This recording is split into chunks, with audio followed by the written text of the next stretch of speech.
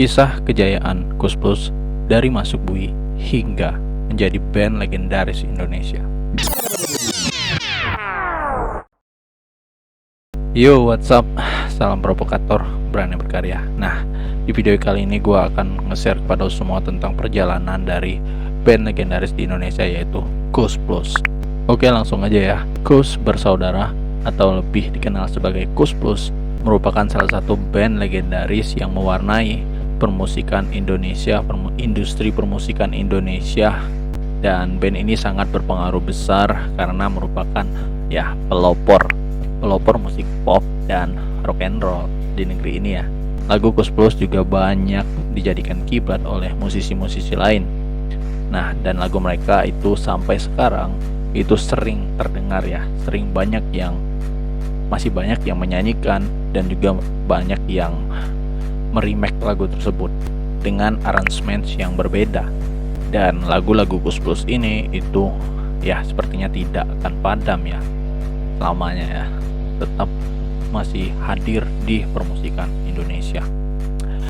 Ya, sebut saja lagunya itu yang Andaikan Kau Datang Kembali, Bujangan, Kisah Sedih di Hari Minggu, dan Kembali ke Jakarta, kemudian Mudah Mudi, Derita, Kolam Susu, Bunga di Tepi Jalan, dan Diana, Masih, dan Sayang.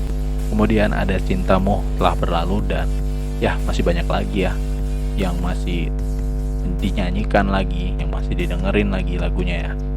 Karya-karya Koes Plus itu selalu meledak di pasaran. Penikmat lagu-lagunya itu bukan hanya sekedar orang tua, melainkan juga banyak anak muda yang sangat suka dengan lagu-lagu Koes Plus. Oke, mungkin berikut rangkuman ulasan yang udah gua tulis ya. Oke, yang pertama itu berawal dari nama ya. Nama Koes Plus itu yang awalnya itu adalah Koes Brother. Nah, Koes Brother ini terbentuk pada tahun 1958. Saat itu keluarga Kuswoyo yang terdiri dari Yon, Yok, John, Tony, dan Nomo mulai berkarya dan meluncurkan album pertamanya itu di tahun 1962. Di tahun 1963, Koes Brother ini yang berasal dari Tuban, Jawa Timur, kemudian berganti namanya menjadi Koes Bersaudara. Nah, band ini dengan personilnya yaitu Yon merupakan vokal dan gitar, Yok itu merupakan vokal juga dan bass, John itu upright dan bass, kemudian Tony itu gitar dan Nomo drum. Nah, mereka ini dikenal ya sangat jago itu aransemen atau meramu musik ya. Kreativitas mereka ini ya sangat luas dan tampak jelas dari aransemen dan komposisi musik mereka. Nah, anehnya meski riff gitar mereka itu simple dan rata-rata hanya terdiri dari 3 chord saja atau 3 kunci saja, namun nada yang tercipta sangatlah merdu dan indah, bro. Selalu sampai mungkin di benak kita ya, dan sulit untuk dilupakan. Dan inilah yang menjadikan ya mereka ini atau Koes Plus ini yang selaku penerima penghargaan AMI Legend Awards, ini sebuah band legend yang sangat istimewa. Ditambah lagi dengan pembagian nada vokal yang harmonisasinya itu lengkap dan ramai, membuat karya gubahan mereka ini itu semakin menghibur untuk dinikmati. Dengan skill dan musikalitas yang tinggi, mereka juga piawai menggabungkan berbagai genre seperti pop, rock and roll, kemudian Melayu, blues, dan bossa nova untuk disuguhkan ke masyarakat. Wow, keren banget. Wajar sih lagu-lagunya nggak padam sampai sekarang ya. Kemudian yang kedua itu mereka ya seperti band-band lainnya ya, dilema bongkar pasang personil dan konflik ganti nama ya. Nah, seperti kebanyakan band pada umumnya, bongkar pasang memang sering terjadi ya. Begitupun yang terjadi pada Koes Plus ini, karena satu dan lain hal, keadaan memaksa pergantian personil. Tony ingin semua personil mendedikasikan waktu mereka sepenuhnya di band. Nah, hal inilah yang menjadi dilema bagi Nomo yang saat itu juga bekerja ya, punya pekerjaan sampingan demi menafkahi istrinya. Akhirnya keadaan mengharuskan Nomo dan Yok itu keluar dari Kus bersaudara. Namun tamatnya atau mereka ini bubar sementara ya.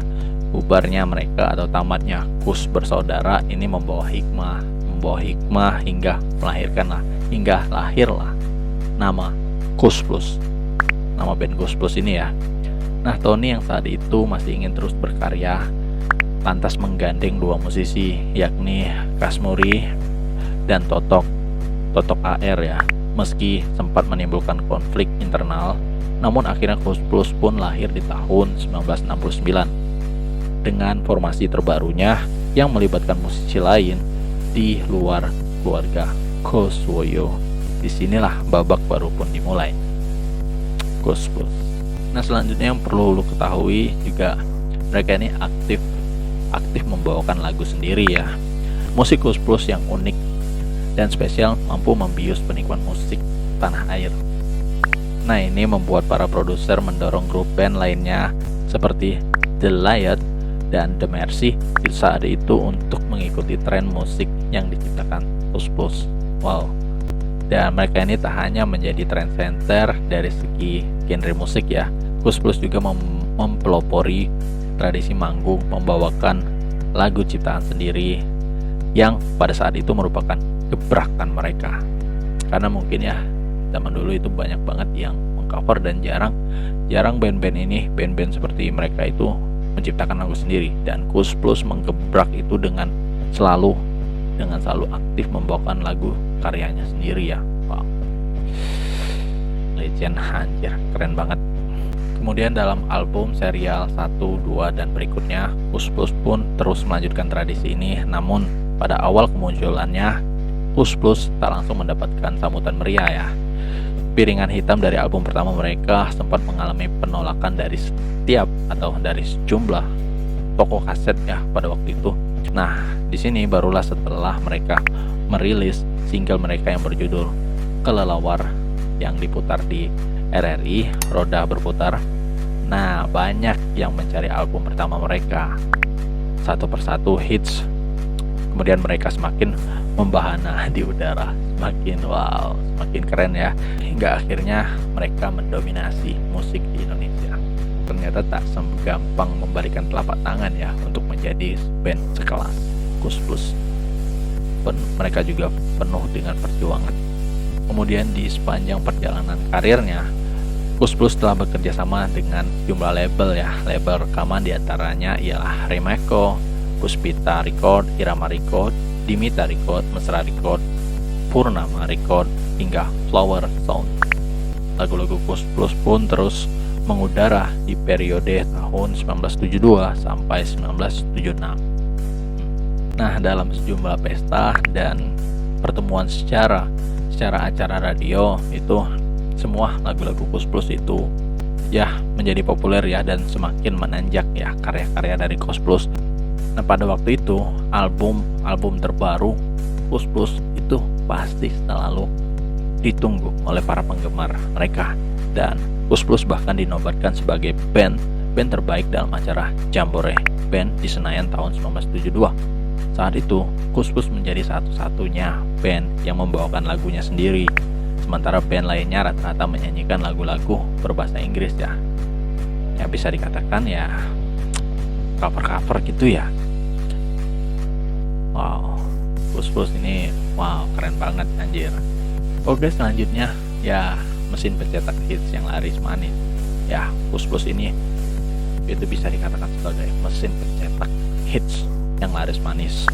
Prestasi band yang satu ini itu memang sangat luar biasa bro, bertangan dingin.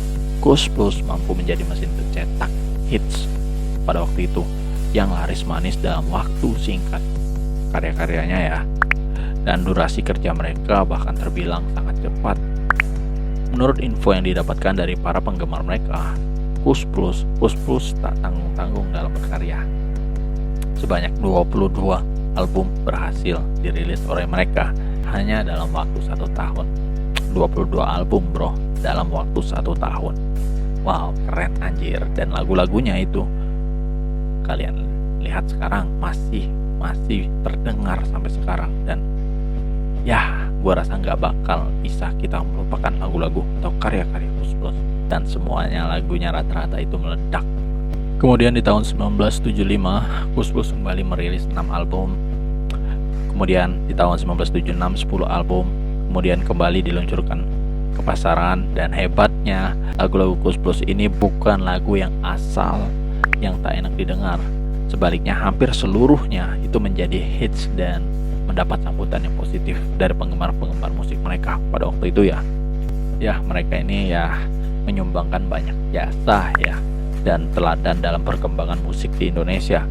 Koes Plus itu meraih penghargaan Legend Bass Award pada tahun 1992. Dan Koes Plus ini itu begitu totalitas dan mendedikasikan seluruh waktu dan tenaga untuk bernyanyi. Prestasi mereka dalam berkarya pun itu mencetak rekor yang membanggakan dalam catatan sejarah, bro. Anjir, keren. Sejak tahun 1960, Koes Plus berhasil menelurkan 953 karya lagu yang disematkan mereka itu ke dalam 89 album. Nah, tercatat di situ Koes waktu masih pakai nama Koes Bersaudara, mereka berhasil menciptakan 203 lagu yang diproduksi ke dalam 17 album, sedangkan di nama Koes Plus lebih dahsyat lagi mereka terhitung telah mencetak 750 lagu untuk 72 album. Wow, keren anjir. Nah, kemudian mereka ini adalah ya band yang mendapat bayaran yang sangat mahal. Menurut salah satu personilnya, Koes Plus pernah dibayar sangat mahal saat berada di puncak kejayaan tahun 70-an ya. Dalam wawancara dengan salah satu media nasional tahun 2001, Yon menyebutkan Koes Plus dibayar 3 juta untuk sekali manggung di Semarang, tepatnya tahun 1975. Nah, padahal waktu itu harga satu mobil Corona tahun 1975 saja itu kurang lebih dibanderol 3,75 juta. Jika dikurskan saat ini, bisa jadi honor mereka berada di kisaran 150 sampai 300 juta. Ketika itu honor segitu atau honor mereka yang itu ya terbilang sangat besar, bro. Dan selanjutnya Koes Plus ini pernah dijebloskan ke penjara. Dalam bermusik ada suka dukanya. Bukan hanya mencicipi bayaran yang termahal, Koes Bersaudara ini pernah juga mengalami getirnya kehidupan. Bermalam di Hotel Prodeo, karir bermusik yang dirasakan Koes Plus itu tak melulu mulus dan tanpa hambatan, karena dianggap terlalu kebarat-baratan. Setelah sempat membawakan lagu The Beatles, Koes Bersaudara itu dijebloskan ke penjara Glodok, tepatnya tanggal 29 Juni 1965. Mereka dibuai begitu saja tanpa melalui proses pengadilan. Kemudian Koes Bersaudara ini dibebaskan tanggal 29 September 1965 sebelum pecahnya peristiwa G30 SPKI ya. Waktu itu musik mereka dianggap bermuatan politik kapitalis, sedangkan di Indonesia saat itu justru sedang menggalakkan gerakan anti kapitalis. Nah, pemerintahan Indonesia waktu itu menyebut musik ngak-ngingok yang kebarat-baratan adalah terlarang lantaran berseberangan dengan cerminan kepribadian bangsa ya. Sepertinya waktu dulu ya menyanyikan lagu yang barat-barat itu dilarang ya, sempat dilarang ya. Oke. Nah, di sini Yok bercerita kepada media, Bung Karno ketika itu melarang untuk tidak membawakan musik yang Elvisan. Padahal menurut Yok, band mereka tak ada maksud tertentu selain dari menghibur para penggemarnya. Yok yang merasa sangat disudutkan atas kasus tersebut menambahkan, mereka hanya membawakan sedikit musik barat. Selebihnya Koes Bersaudara tetap menyanyikan lagu-lagu mereka sendiri, diantaranya Senja, Telaga Sunyi, hingga Darah Manisku. Dirinya dan keluarga Koes tak pernah ada niatan untuk menodai kedaulatan Republik Indonesia. Malahan mereka ingin mengharumkan nama Bumi Pertiwi melalui karya musik. Oke, perjalanan Koes Plus kemudian mulai surut di tahun 1980-an. Namun selama masa itu, Yon meluncurkan album solonya. Kemudian di tahun 1993, musisi kawakan Dedi Dores sempat bergabung meski tak berlangsung lama ya, Dedi Dores. Setelah Dedi Dores mundur, bergabunglah Andolin Sibueh dan Jack Casby. Oh, banyak cerita menarik nih di balik Koes Plus ternyata ya. Kemudian kisah dari Koes Plus ini juga diangkat ke layar lebar, bro. Rumah produksi Falcon Pictures itu mengangkat kisah kehidupan Koes Plus ke layar lebar. Nah, perjalanan karir Koes Plus diceritakan kembali. Ya, diceritakan kembali lewat sebuah film biopik Indonesia yang disutradarai oleh Rako Prijanto. Nah, sebelumnya Rako sudah sukses menggarap sekian judul film ya, seperti Sang Kiai, Bangkit, dan Teman Tapi Menikah ya. Dan ya, menurut gua film-filmnya yang disutradarai Rako ini itu sangat keren-keren banget ya. Sang Kiai, Bangkit. Oke. Wow. By the way, gua belum nonton. Apa ini udah keluar atau belum ya? Sepertinya sudah ya. Dan gua kayaknya belum nonton, bro. Oke, mungkin next gua akan coba nonton ya. Kayaknya banyak banget inspirasi di balik film layar Koes Plus ini ya. Wow. Nanti gua cari ya. Oke, selanjutnya ya, Koes Plus ini itu terus berkarya demi meraih kesuksesan. Nah, sukses itu harus kerja keras, bukan tanpa usaha. Kalau kamu tertarik di bidang seni, ya ciptakan karya-karya menarik yang dapat diterima masyarakat. Jika gagal atau mendapat penolakan, ya jangan menyerah, bro.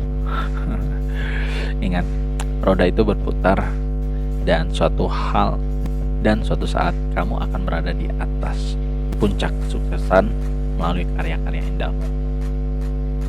Dan kita nggak pernah tahu ya, seperti kata Koes Plus ya, roda ini berputar. Ya, pokoknya meskipun hari ini banyak karya-karyamu itu terjadi penolakan, dan kamu jangan berhenti berkarya. Pokoknya berkarya aja terus, dan kita nggak tahu di masa depan trendsnya itu akan seperti apa. Siapa tahu trendsnya adalah sebuah karya kamu yang dulunya ditolak dan sekarang itu menjadi trend center. Bisa jadi ya. Wow, keren banget anjir perjalanan Koes Plus, dan ya banyak lika-liku dan banyak drama menarik, dan banyak yang bisa dijadikan sebagai inspirasi kita ya, dan banyak juga bisa dijadikan pelajaran untuk kita ya di balik perjalanan Koes Plus ini ya. Dan ini keren banget anjir. Wow. Oke, mungkin bagi lo yang mungkin tahu atau yang belum tahu tentang Koes Plus, ya seperti inilah sepenggal cerita ya yang gua rangkum yang mungkin bisa bermanfaat. Dan ya, kita perlu tahu perjalanan band-band legendaris, perjalanan yang terkenal itu, karena di balik kesuksesan mereka itu pasti banyak pelajaran-pelajaran yang menarik untuk kita petik di balik dari cerita-cerita orang-orang besar ya. Oke, mungkin video gua sampai di sini. Semoga ini bisa bermanfaat dan bisa menambah sedikit wawasan untuk lo semua. Oke, sebelum itu ya, jangan lupa lo subscribe ya channel gua agar gua terus semangat. Dan jika lo punya rekomendasi buat gua bahas tentang apa atau tentang band apa, lo komentar ya. Dan jika lo punya pendapat atau sebuah fakta tentang Koes Plus yang belum gua sampaikan, yang menarik dan harus kita ketahui, nah lo bisa bantu gua. Lo bisa tambah di kolom komentar. Nanti fakta-fakta tersebut yang lo temuin itu gua sematkan ya. Oke, mungkin sampai di sini. Salam provokator berani berkarya. See you on the next video. Bye bye.